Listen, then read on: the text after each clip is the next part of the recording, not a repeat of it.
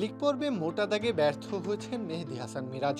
10 ম্যাচে 7 ইনিংস খেলে সংগ্রহ করেছেন মাত্র 73 রান, স্ট্রাইক রেট 100 এর নিচে।